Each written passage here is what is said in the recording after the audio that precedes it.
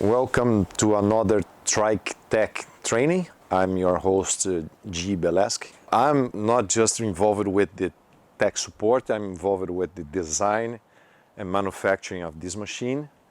So I know every and each detail. I get this question all the time. When they approach a vehicle, what kind of maintenance they are expected to do it? Basically, what we have to do when we have a used vehicle, we have to do an inspection. And this inspection will start with a visual inspection of the vehicle. If there's anything broken or misplaced.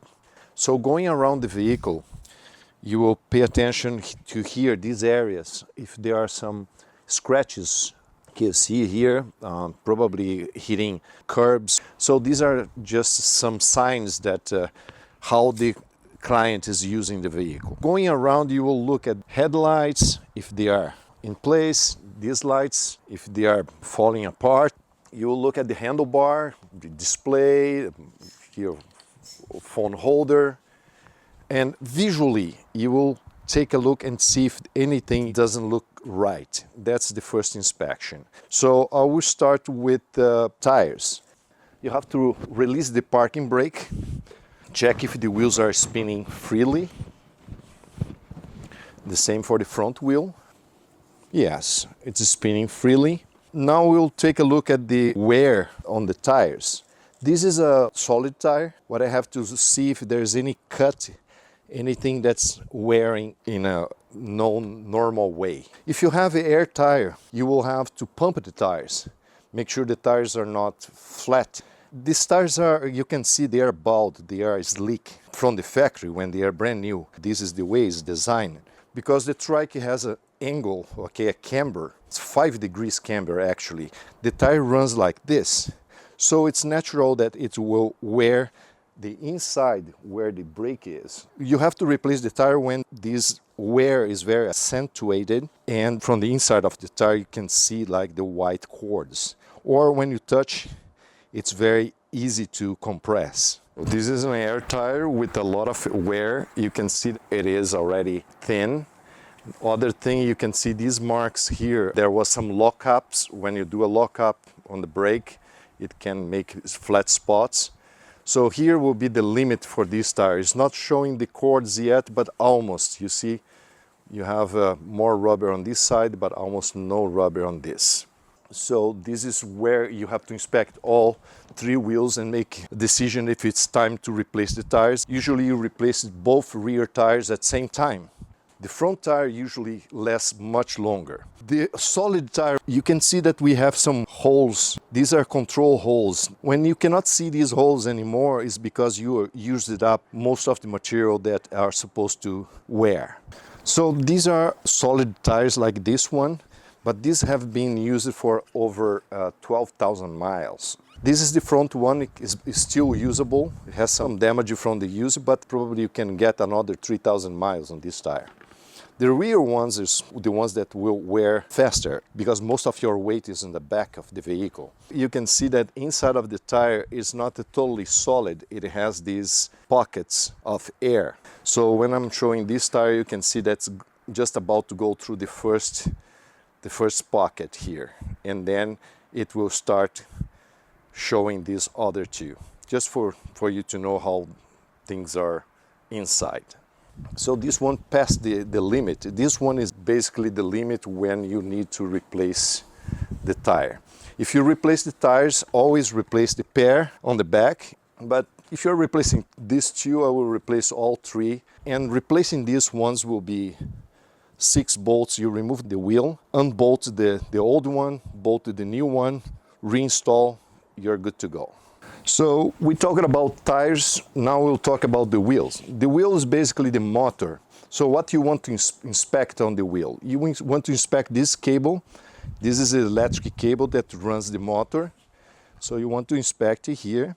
You want to make sure that the wheel is not loose. So I want to inspect if there's anything wrong with the wheel, because sometimes people replace tires or do some job and they don't connect the cable properly. The cable should not be exposed. The air tires, it has a valve stem for inflating the tire or deflating the tire. It's important that you control how much this stem is sticking out, because there's a very short gap between the cap and the inside of the swing arm. The way you do when you have the tire without air, you connect the pump and hold it pressing in and then inflate the tire. The maximum pressure is described here for this XL tire, 28 psi on the front and 36 psi on the back. Yes, so the XL tire, that's a wider tire, it's a big volume, it takes less pressure, so it's softer and smoother for the ride. And when you have the regular tire, the pressure, probably you have to also check the label, and the pressure will be 65 on the back and 50 psi on the front, because this is a narrow tire, less contact patch. So always pump all the way to the maximum pressure. So the next point of inspection will be the brakes. Basically what you have to do is to pump the brakes and feel if it's coming too close to the grip here, so you can adjust, but you have to have a good pressure. We can adjust the lever here, but it has to be solid. If it's not solid, we have to bleed air and observe if we have any leak on the system. I will show you how. But basically what you should do is like you walk the trike and you just feather the brakes. Just touch the brakes, don't brake. Touch the brake and push the trike forward. This way you can feel if the brake is smooth, if you don't have like a warped brake rotor. You can try first the rear one, then the front one, so you can isolate any problem. I can feel that this one has a little bend on the front rotor. I can feel like a bump. The rear ones are pretty smooth, pretty even, okay? So I will show you how to fix that little bump. You can bend or straighten the rotor a little bit, okay? And to inspect the brake pad and replace if it's needed, you have to measure the brake pad or have to pull the brake caliper out of place. So as I said, the front brake rotor has a little bump, or it's a little bent. Hold the back brake here. Let's lock the steering. Bring the handlebar to a table so we have a good access for the front wheel. I'm using this tool. You can bend the rotor. You can see you can bend it this way or that way. So I see that there's a bump looking through the slot where the brake rotor runs through the brake caliper. You can see there's a bump right here, all the way in. So I have to pull it out. I will bring this part. I have to pull out. Bend a little bit. Yeah, much better. Still a little bit.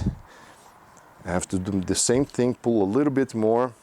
So you have to be patient, but you cannot ride with a brake that has deformation, because it will damage the brake pads, will damage the brake rotor. The brake rotor will get thinner on that spot and also will damage the caliper. So if you feel like the brake is bumpy, you have to train your operators or the riders to always test the brakes, because if the brake rotor is warped, it will get thinner on that part and will be beyond repair. You have to replace the brake rotor. Not just that, it will damage the pads, will damage the brake rotor. And why this gets bent? You hit the curb, you hit anything, or you kick this, you see how flexible they are.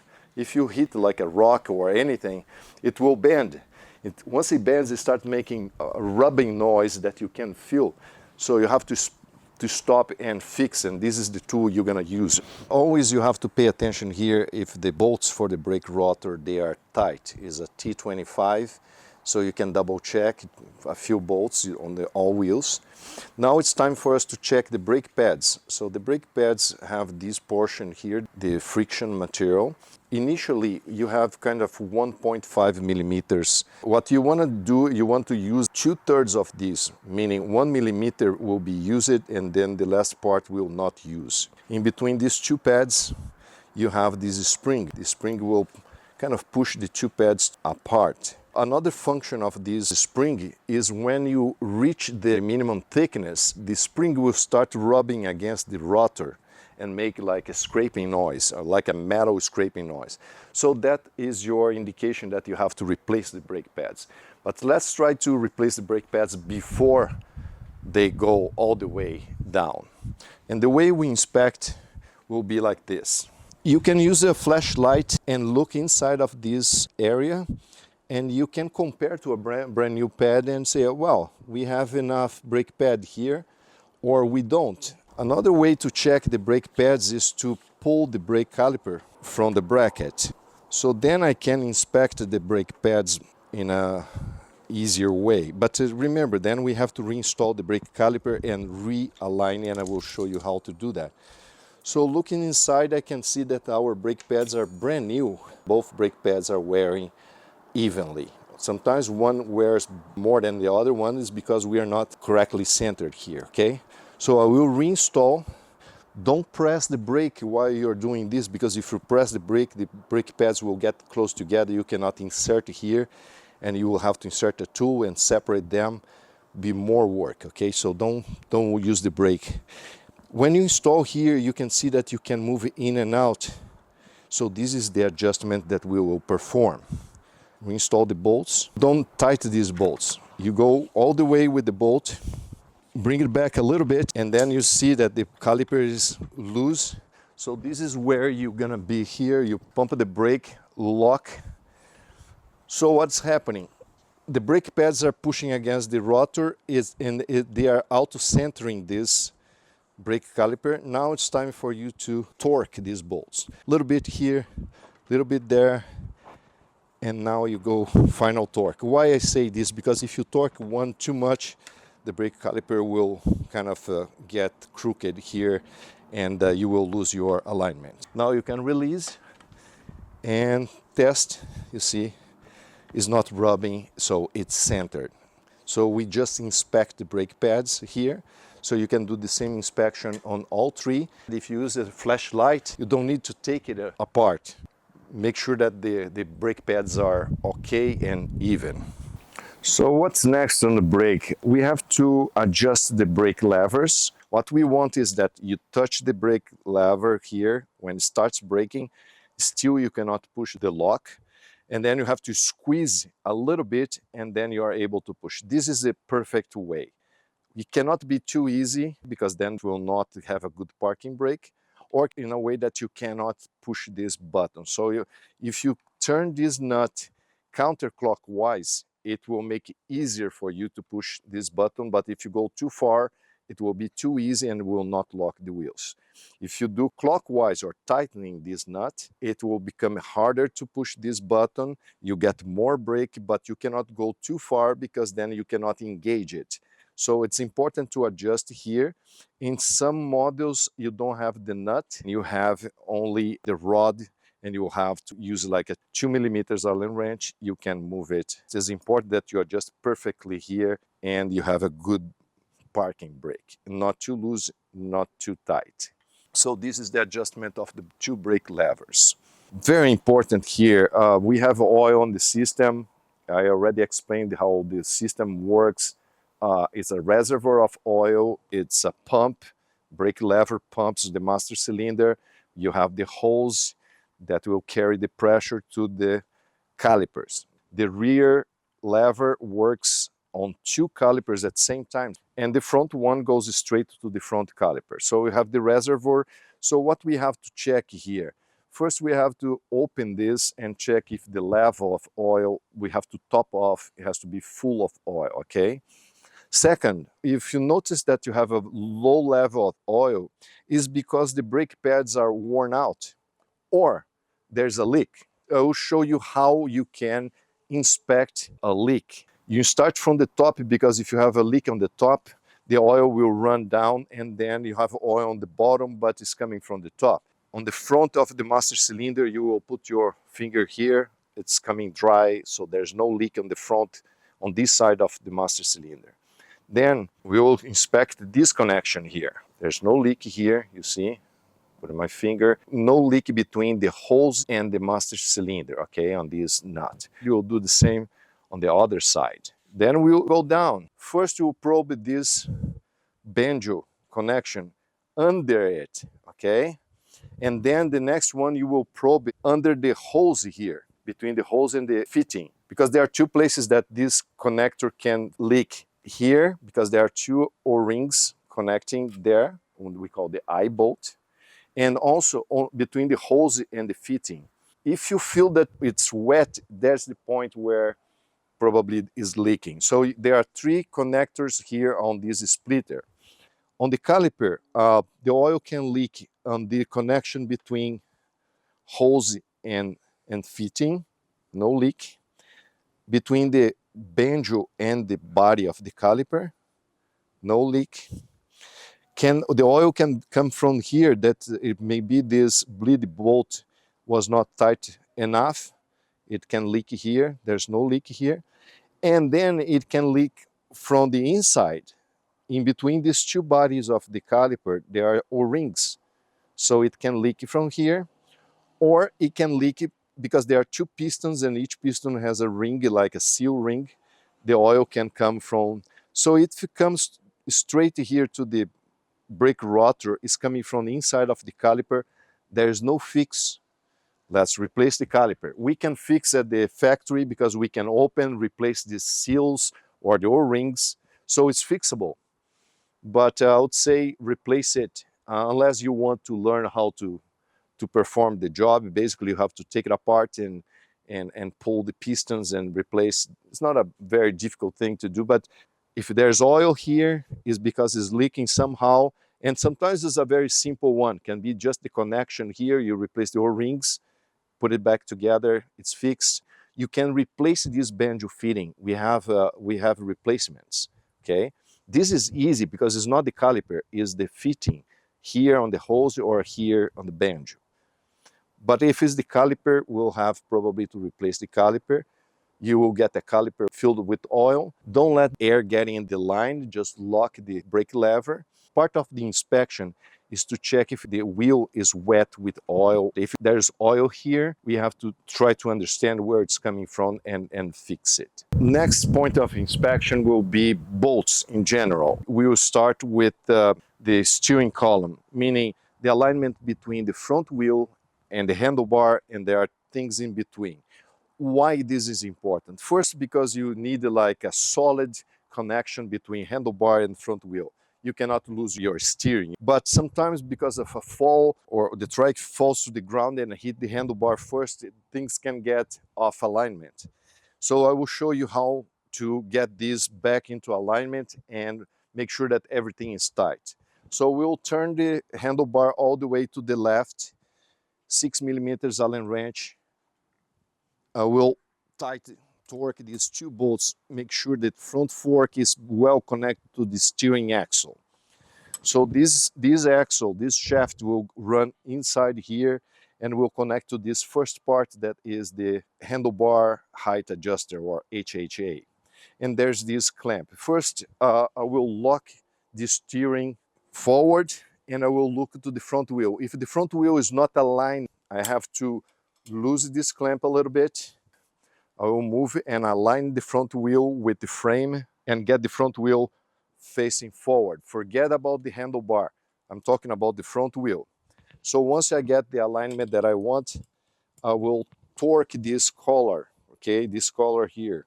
You torque the collar, so when you lock here, the front wheel will be facing forward straight.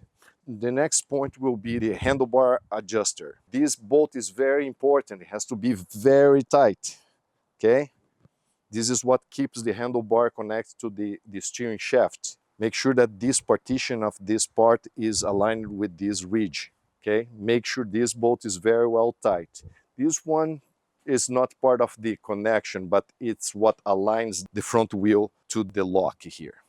So we check this bolt, we check this bolt. Once you have everything tight, now I can see that the handlebar is a little off. I will lose the handlebar. I will align until I get the perfect alignment. Visually, you may need to ride a little bit and see if this alignment is good or not and make any correction that's needed. But this is a good start. But what I'm checking here, I know now that Front fork is tight to the steering shaft. I know that the handlebar adjuster is tight to the steering shaft. And I know that the handlebar is tight to the post. So everything is solid, everything is aligned and pointing straight forward. So this is the steering column alignment procedure. So the next one will be, we will use a 5 millimeters Allen wrench. We want to know if these bolts here are tight. I will give a pass here. With the 5 millimeters, you get access to all these bolts. Every bolt that you see that you can put the 5 millimeters Allen wrench. It's a very quick thing, but very important. So you can check the top bolt of the damper and also the bottom one. Here you can come to the handlebar and also check the connection of the brake levers. So good inspection. With the 4 millimeter, I check the connection to the caliper. I'll go on the front one, okay. For these two here on the splitter, I use this longer wrench. It's just to check if there's anything loose. Now let's inspect the folding and cambering mechanism. Okay, I will start with this center bolt, 13 millimeters. You can use a regular wrench, okay, and make sure that it has a good torque. Or I prefer to use like a socket, 13 millimeter, and I have a better control here. So tight well. Check these two bolts that hold the peel bushing. If this bushing is cracked outside or even inside, it starts usually inside, there's no problem. It's not a safety problem or anything. The trike will work normally. If it's cracked, it's part of the wear and tear, you know. After some time, you may need to replace this bushing, and there's a video showing the replacement. Is a very quick thing. You replace both sides. Next step will be the folding mechanism. This is what we call arm extension, and this is the arm. What connects both together is basically this hinge, and this little arm or lever is what tension them together, okay? So one thing you're gonna do is step on the trike and you will force the handlebar back and forth. You see, feel like if you have some play. It's normal that after a few months of use, the first use when the trike is brand new, these parts and the stopper and everything will settle a little bit and will get a little bit loose, and you can feel a little bit of play. You have to come here, undo this knob. Basically, if this lever is too easy to move back and forth, what you have to do here is lean the trike that way. You see this wheel is off the ground, so there's no tension in this direction. And you will pull this. If it's too hard to pull, you can always use a tool to pop it. So this one is the way we want. We want it tight like this, okay? So you see I have to put a lot of force to lock. But if it's loose, what we do? Usually I put the trike on the floor. It's easy to work this way. Steering is locked. I'll come here. This is the adjusting bolt, okay? We'll move this bolt, but to be able to move this bolt, we will have to release the set screw. So I'll come here, lose that screw, move this bolt a little bit out, like less than a quarter of turn. You're going to need a 5 millimeters to move that bolt. Once you have a good tension on the lock, it's time for you to tighten that set screw. After 3 months, 6 months of use, you have to perform the adjustment. Another thing we have to inspect is this hinge bolt. You will need a 8 millimeters and then a 6 millimeters Allen wrench. So you have to perform this adjustment or inspection on both sides. This is very important. So in most applications, the user will not be folding and unfolding this vehicle. Probably they will keep the vehicle assembled and ready to use, okay? So we want this very tight. If you have to fold and unfold very often, you want this a little bit looser so you can operate with your hands easily. So this one is tight, and you see I'm pushing this away. I'm sitting here, so there's no tension, and I'm using a mallet to lock it. So as I said, most applications Don't fold and unfold. Keep this very tight and it will be very good. Last thing, let's check this hinge. 6 millimeters inside, 8 millimeters outside, and you will tight, okay? Both sides. So now we know that this bolt is tight, this bushing is tight, and this mechanism is adjusted tight as well. So we have no movement in this part. Complementing the work here on the folding and cambering mechanism, this is what we call main axle, okay? And this main axle is adjustable. You can see this clamp. You will lose this clamp a little bit, just a little bit, not much. So the clamp can move on top of the axle. And then using two 6 millimeter Allen wrench, you will tighten these bolts together. Don't need to tighten too much, but kind of fairly tight. So it will eliminate any play in this direction. Once you do that, you just tighten this back and it's done, okay? So this is the main axle that keeps all three major parts of the trike, the front column and the two trailing arms, connected. So this is the axle that when you lean the trike, let's say you lean 10 degrees this way, all three wheels, and they are connected all through this main axle, they lean together. So we don't want to play here, and from time to time you may need to give a little adjustment and you eliminate any play. Another inspection point is the headset. Headset is basically this red part here, and there's another here. These are two bearings. They are kind of the same part that goes on the bottom, the same part goes on the top. These are the bearings of the steering shaft.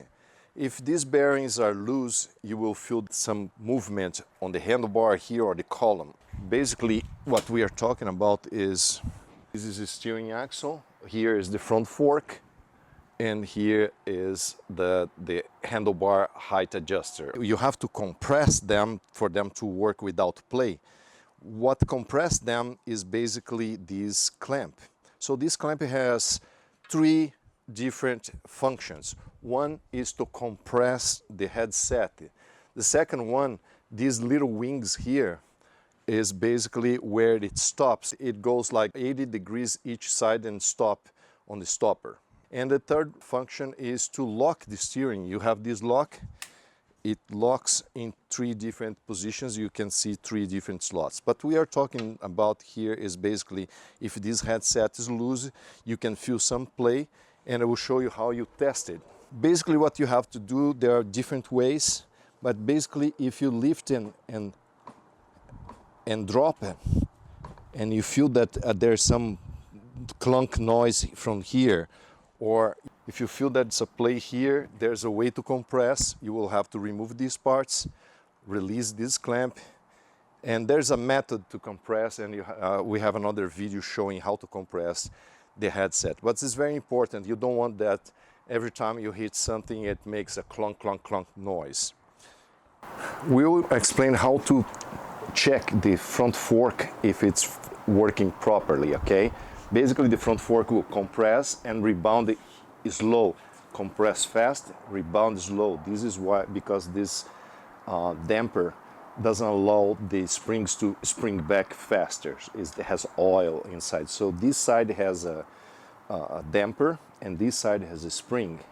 So what you want is this, you can even hear the oil moving through the damper, okay? So this is what you want. You want a free movement, but not like bouncy movement.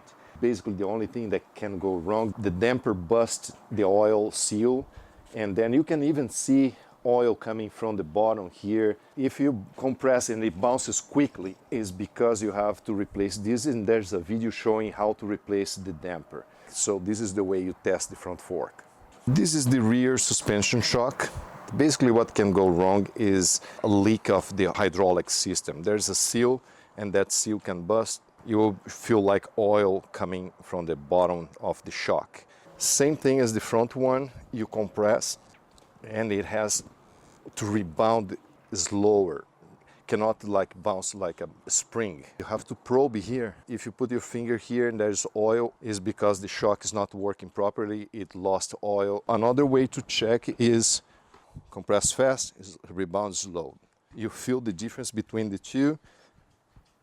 If it's bouncing like a spring, it's no good. And then you put your finger here. If there's oil on the base of the shock, you need to replace the shock. And there's a video showing the replacement process. Another item we have to check if the main light system is working.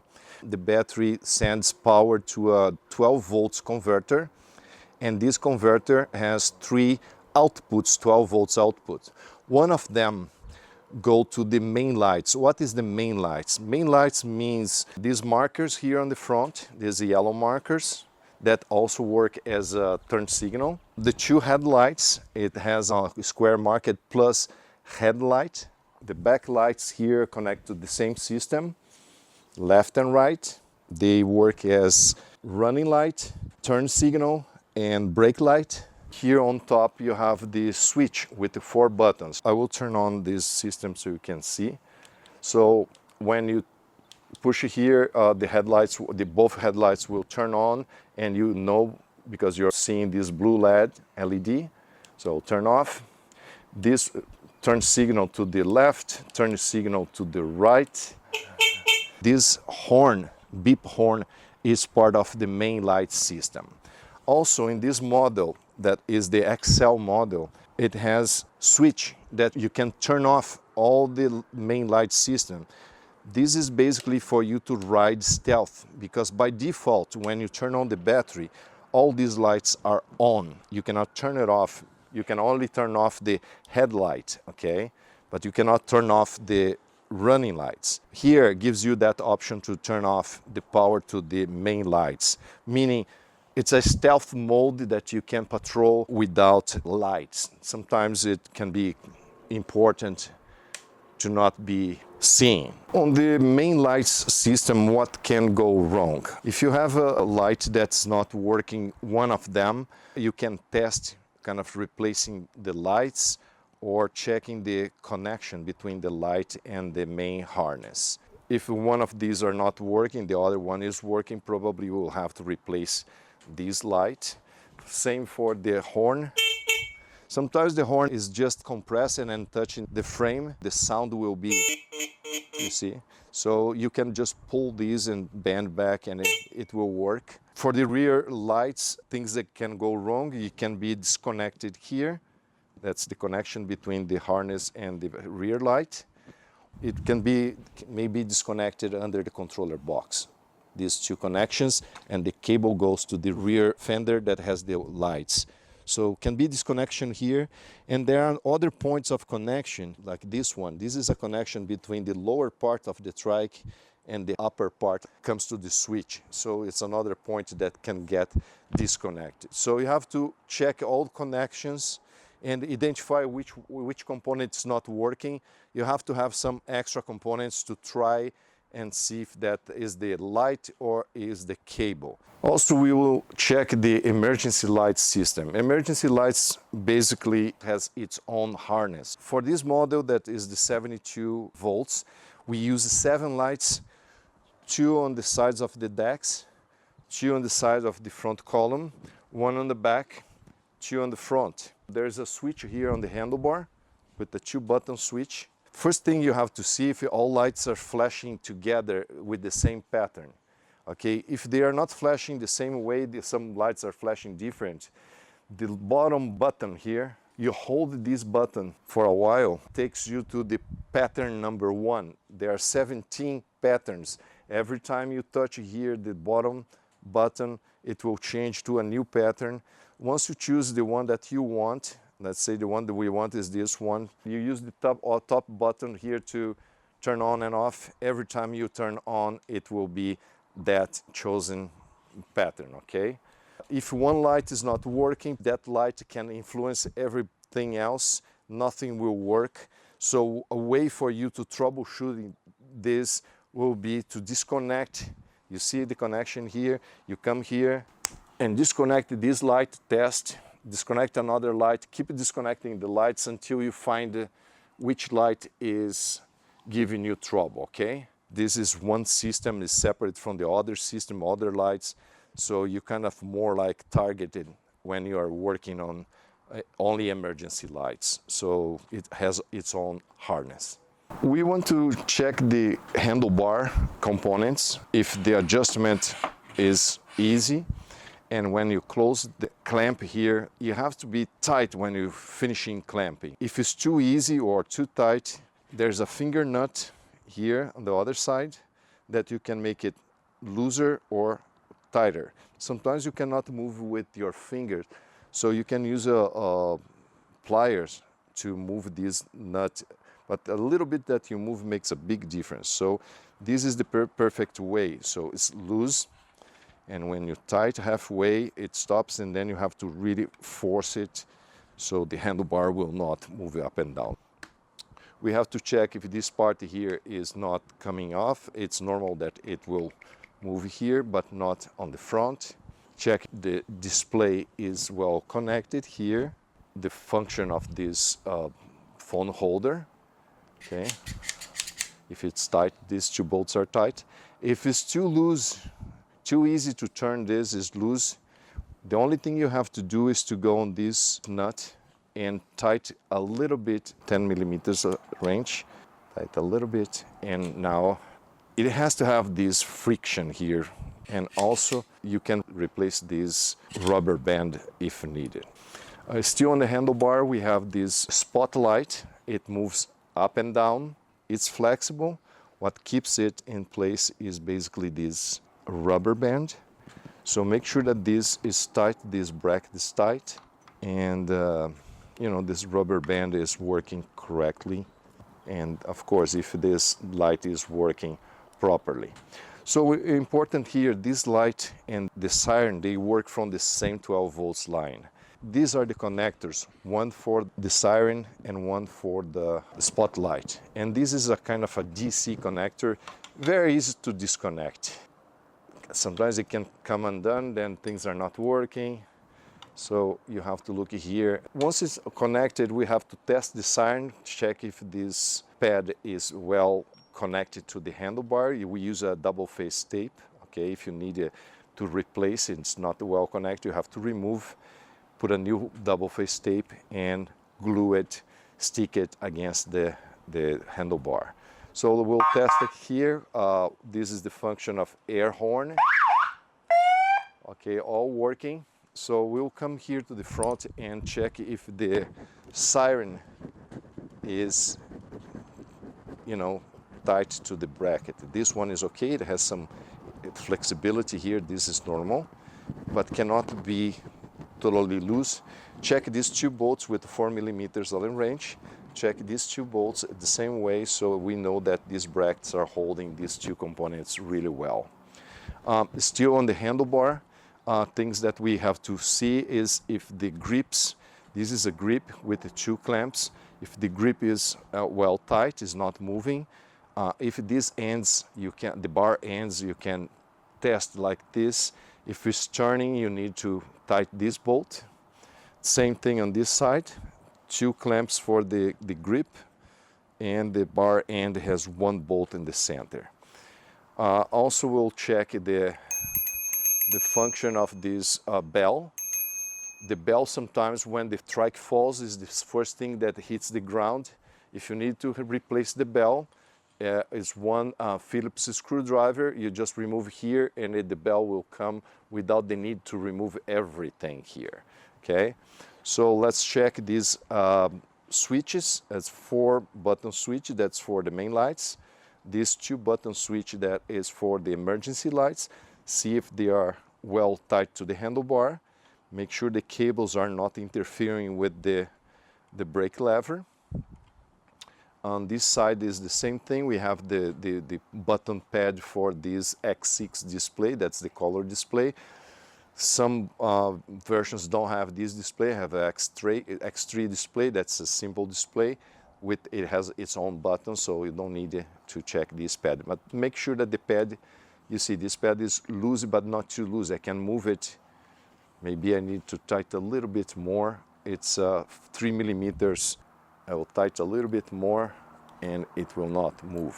The same for the throttle. This is the movable part of the throttle, this is the fixed part, and this part is what is tight against the handlebar. So if this moves when you force it, also 3 millimeters wrench will clamp this tight a little bit more. This cannot turn, okay? But for this to turn, this has to be stationary. If you need to replace the throttle ever, you have to remove this bar end, remove the grip, and then remove the throttle, disconnect, and put a new throttle. So these are the components of the handlebar. Some handlebars have this plate. This plate have like 1, 2, and then another 2 bolts here. Make sure these bolts are tight, because if they are not tight, as you move the handlebar, it starts making a cracking noise. So inspection of bolts is something that will guarantee that we are avoiding problems. Let's inspect the steering lock, okay? The steering lock works on this clamp. Okay, this is the steering clamp or the steering collar, and it has all these cuts. It has 3 cuts. One, when I move this pin, okay, this way it pushes a pin and engages to this slot, and so this is the position straight. There will be 45 degrees to the right, 45 degrees to the left, and also you see here it stops there. This is 80 degrees to the right, 80 degrees to the left. This is why when we were doing the alignment of steering column, I explained that this collar has to be straight with the front wheel, so it will allow you 80 degrees even, both sides. What can go wrong with this? First, this movement has to be stop here and compress, so the spring has to spring back. It has to be an easy movement. You have to check these 2 bolts, and also it will be important to make sure that it is all the way this way, and then you will tighten a little bit more. When servicing the trike or transporting the trike, it's important to have the front wheel locked. Or when you park the vehicle, you may want to have the steering locked to an angle, okay? And usually to the left side, because it's the side of the kickstand. You may lock to the other side, but the trike can fall that way, so you want to use it this way. Note, never lock when you park the vehicle. Just to take a break, never lock the steering straight. Why?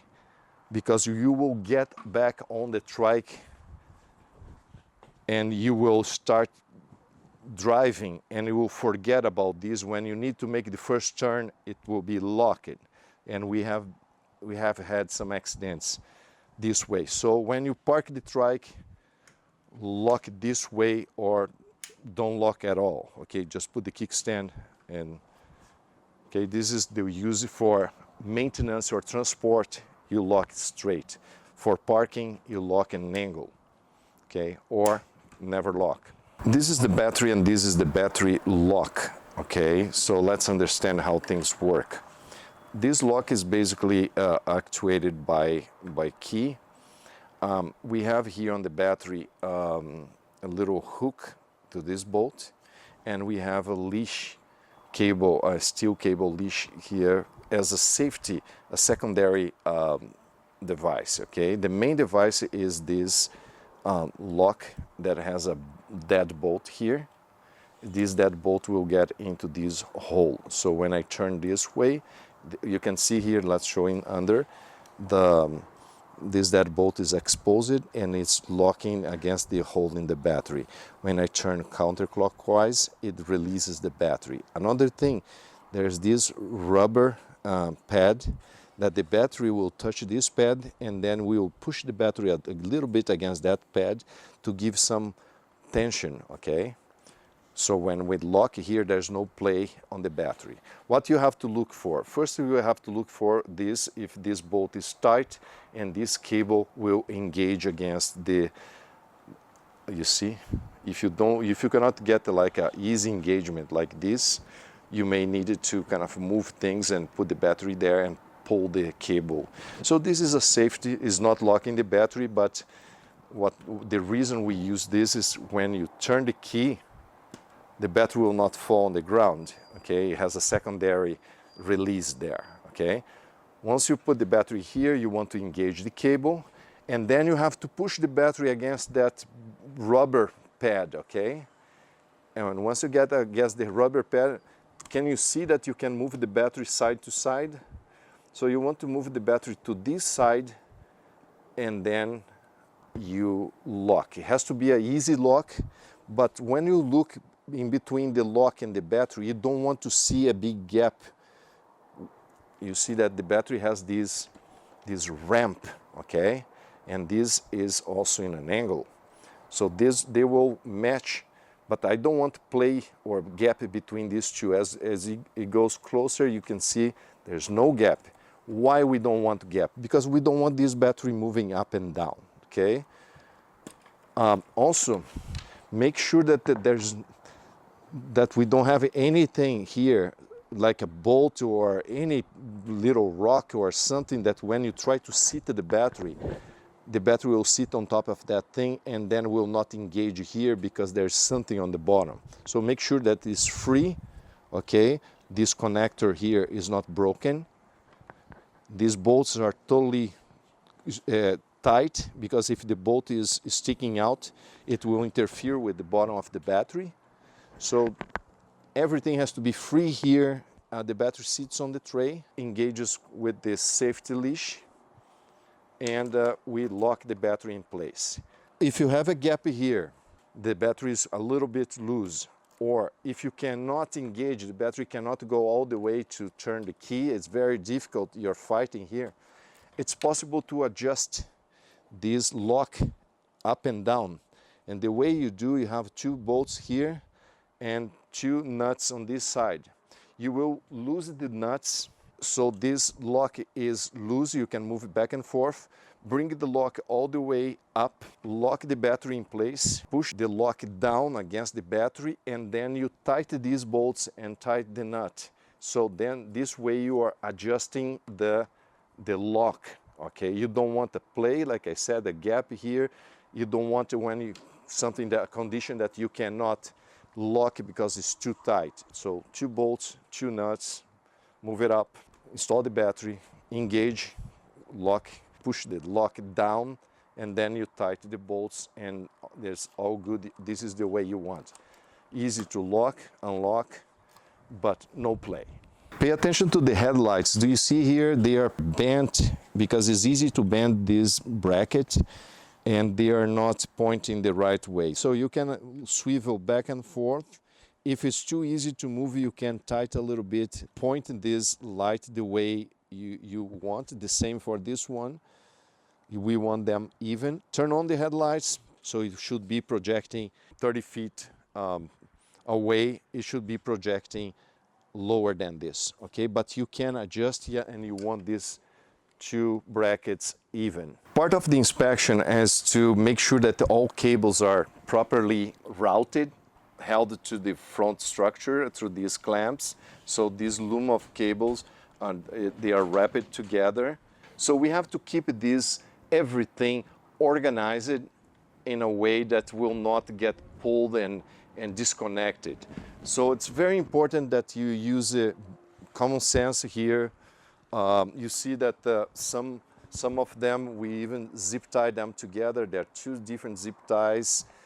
They are wrapped all the way. So if you have to do any maintenance and you have to unwrap these cables, please wrap back again, take a picture how it was, or look in another vehicle. Make sure that everything here, you know, is routed correctly, and it will work in the higher position, the lower position. Using zip ties and coil wrap will be your best friend, you know. Make sure that all cables are well positioned on the handlebar, under the handlebar here, and on the sides of the front structure. And also these cables that come through the arm and for the motors, make sure that you get all nice and neat. You don't want cables rubbing against the metal parts here, they can get damaged with time, or they get stretched and they pull the connectors apart, then things will not work. We took a long time to get to this solution here. I know it's a lot of cables, hoses, everything, but keep them neat. It will last a long time without problem. If you cut these zip ties, even when you're replacing a tire or something, you cut zip tie and you don't have the zip ties in, replace it, the cable will be out here, they can get damaged, and then you will lose your motor or anything. So very important to organize the cables and make sure that they are kind of original the way they are. Thank you for watching. I hope you enjoyed the video.